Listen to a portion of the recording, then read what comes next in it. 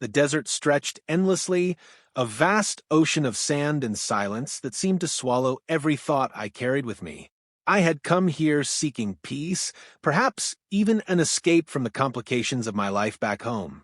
The golden dunes rolled like frozen waves under a sky that burned with the relentless sun.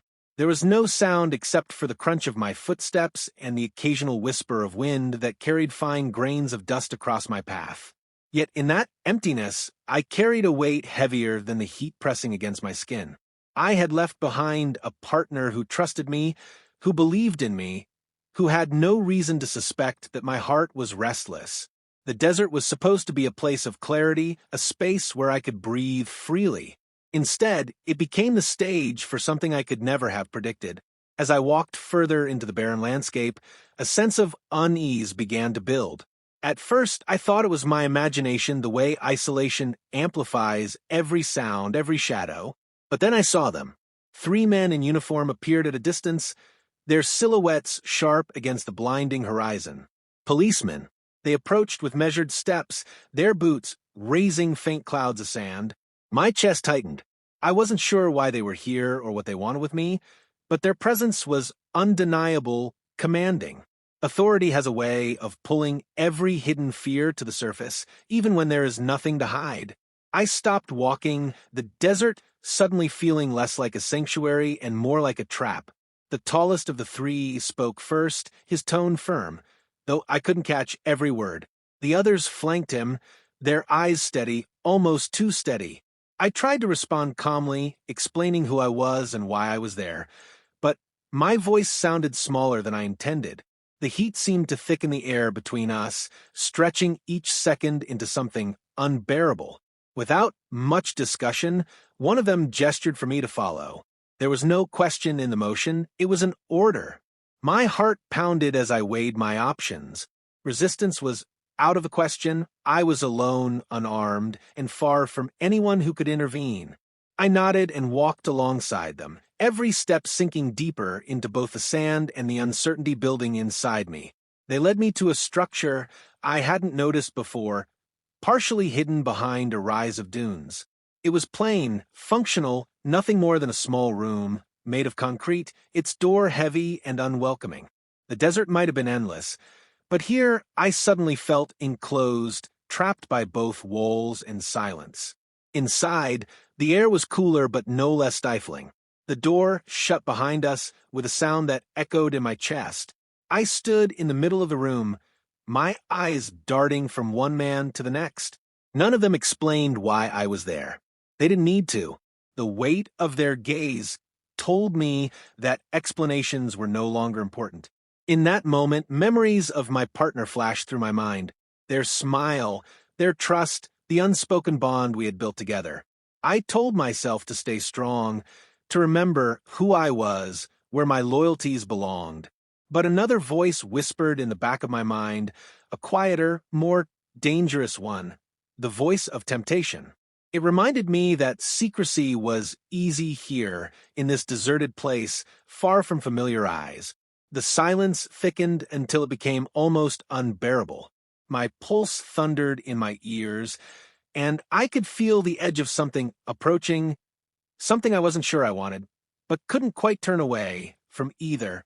The tallest policeman stepped closer, his shadow stretching across the room. For a heartbeat, I thought he might speak, but instead he simply looked at me with an intensity that made my breath falter. The others watched too, silent but deliberate, as though each of them knew what was about to unfold. And there I stood, suspended between fear and curiosity, loyalty and betrayal. The desert had brought me here seeking peace, but instead, it had delivered me into the hands of 3 strangers whose intentions were as vast and unpredictable as the sands outside. The room seemed to close in around me, and though nothing irreversible had yet happened, I felt the ground shifting beneath me. Every choice I had ever made seemed to converge on this moment, and when the door locked with a sharp metallic click, I knew there would be no turning back. The sound of the lock echoed in my mind long after it clicked shut. I stood in the middle of the small room, my back prickling as though the walls themselves were watching. The 3 policemen moved with deliberate calm, their presence filling the space. None of them hurried, none of them raised their voices. That quiet control was more unsettling than any outburst could have been. I tried to speak again, to ask why I had been brought here, but my words came out fragile, breaking under the weight of silence. One of them, broad-shouldered, sharp-eyed, stepped closer. He didn't answer my question. Instead, he studied me, his gaze lingering too long, too intently, as if he could see past every layer I tried to hide behind. Fear should have anchored me, but it didn't. Beneath the fear was something else, something I didn't want to admit, even to myself. Desire. It stirred quietly at first, disguised as curiosity, disguised as the thrill of being caught in a moment I could never have planned. I told myself to fight it, to remember the life I had outside these walls. But the more I resisted, the stronger it grew. The second policeman leaned against the wall, arms folded.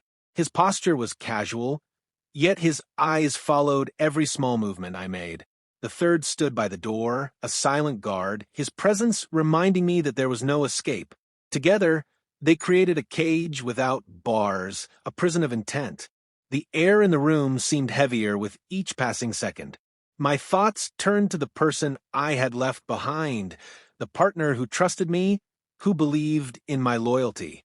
Their face appeared in my mind, soft and steady, but it was fading beneath the intensity of the moment.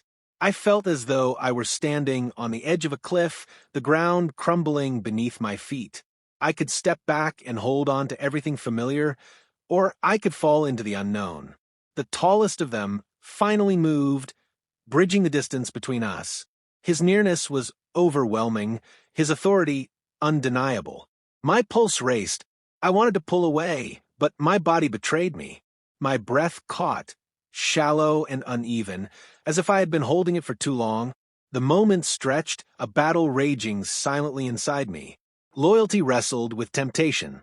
I told myself that giving in would mean betrayal, that it would stain everything I had built with the one who trusted me.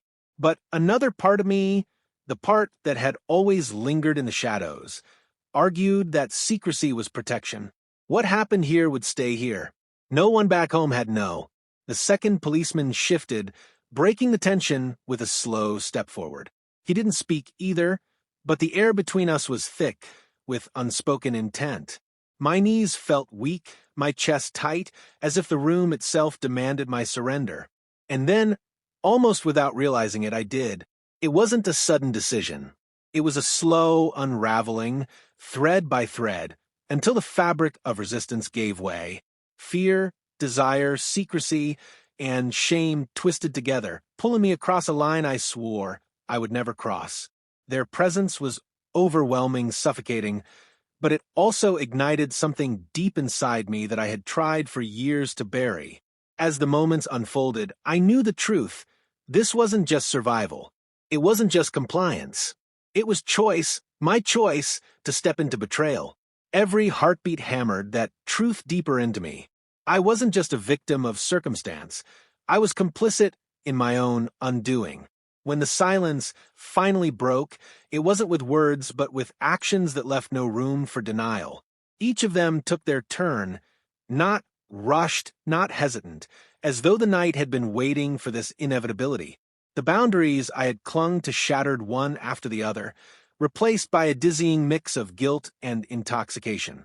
By the time it ended, I was trembling, not just from exhaustion, but from the weight of what I had done. The room felt different now. Closer, darker, as though it held my secret and would never let it go. I sank against the wall, closing my eyes, but the images wouldn't leave me. The faces of the policemen lingered, their authority, their command. Yet behind them, in the shadows of my mind, was the face of the one I had betrayed, the one waiting for me back home, unaware of the fracture that had just opened between us. The desert outside remained silent, indifferent to what had happened. But inside me, a storm raged, a storm of shame, desire, and questions with no answers. And as the door finally unlocked, I realized that though I would leave this room, I would never truly escape it. When the door opened, I stepped out into the desert night. The air was cooler now, carrying the faint scent of dust and stone. The horizon stretched endlessly under a sky littered with stars, but the vastness no longer felt freeing. Instead, it pressed down on me, a reminder of how small and powerless I was against the choices I had made. The three policemen said nothing as I left. Their silence was complete, as though they had sealed the room behind me along with the secret we now shared. Not once did they glance back. For them, it seemed finished, an event, a moment, nothing more. But for me, it was far from over. Each step across the sand felt heavy. My body moved forward, but my mind kept circling back to the locked room. The images returned again and again, uninvited but impossible to suppress. I tried to push them away, to bury them beneath reason, but they clung like shadows that stretched no matter how much light touched them. I thought of my partner, waiting for me, perhaps even worrying about my absence. Their trust was pure, unguarded, built over years of shared moments and whispered promises. I had always seen that trust as my anchor, my proof that I was capable of loyalty. Tonight, I had cut the rope. Guilt rose in waves, crashing harder the farther I walked. It wasn't only guilt for what had happened, but for the truth that lingered beneath it. Deep inside, I knew I hadn't fought as hard as I could have. I had let temptation in, invited it, even as I told myself I was resisting. The betrayal was not just in the act, it was in the desire that fueled it. I reached a ridge and paused, staring out at the dunes. They were beautiful in their silence, shimmering faintly in the moonlight. But they mocked me too. They knew what had happened, and like the desert itself, they would keep the secret. No one back home would ever see these sands or hear their silence. I could bury the memory here, lock it away, pretend it had never happened. Yet the question echoed louder with each passing moment. Could I live with the silence inside me? The desert night deepened, and I found myself thinking not of what I had done, but of what it meant. Infidelity wasn't only about broken vows or stolen moments. It was about truth. The truth that part of me craved what I couldn't admit openly. The truth that the life I had built on loyalty and love was now marked by a fracture I couldn't erase. I sat on the sand, pulling my knees close, staring at the endless stars. I wondered if my partner would notice when I returned. Would they see it in my eyes, hear it in my voice, sense the distance I now carried? Or would I hide it well enough that they would never suspect? The thought of confession twisted in me. To confess would be to destroy what we had, to trade trust for honesty. To remain silent would be to live with a mask that might eventually suffocate me. Either path led to loss. For the first time, I understood the weight of secrets. They were heavier than guilt, sharper than shame. Secrets lived inside you, feeding on your silence, until they became indistinguishable from who you were. The night stretched on, and with it my thoughts spiraled.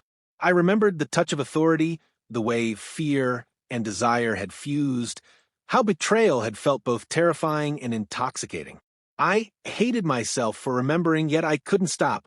That contradiction would haunt me.